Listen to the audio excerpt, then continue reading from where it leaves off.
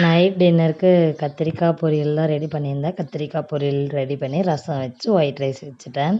So இதை வந்து குயிக்காக ஒரு 10 மினிட்ஸ்லேயே சமையல் வேலையே முடிச்சிடலாம். ஏன்னா நைட் தான் நம்ம ரொம்ப நேரம் டைம் ஸ்பெண்ட் பண்ணணும், ஜாலியாக இருக்கணும் ஃபேமிலி கூட அப்படின்லாம் நினைப்போம்.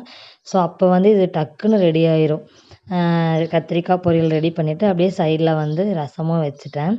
ஸோ ரசத்துக்கு வந்து நான் எப்படி ரெடி பண்ணுவேன் அப்படின்னா, மிளகு, சீரகம், மல்லி இது எல்லாமே லைட்டாக ஆட் பண்ணிவிட்டு 2 தக்காளி, கொஞ்சமாக புளி, அதுக்கப்புறம் பூண்டு வந்து நம்ம பிரஸ்ட் ஃபீடிங் மதர்ஸாக இருந்தீங்கன்னா கொஞ்சம் நிறையாவே ஆட் பண்ணி செஞ்சிங்கன்னா இன்னுமே ரசத்துக்கு நல்லாயிருக்கும்.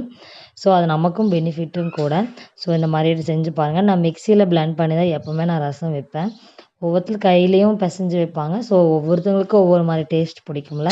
ஸோ நான் இப்படி தான் வைப்பேன். பட் ஆனால் டேஸ்ட் நல்லாயிருக்கும். நீங்களும் வேணால் ட்ரை பண்ணி பாருங்கள்.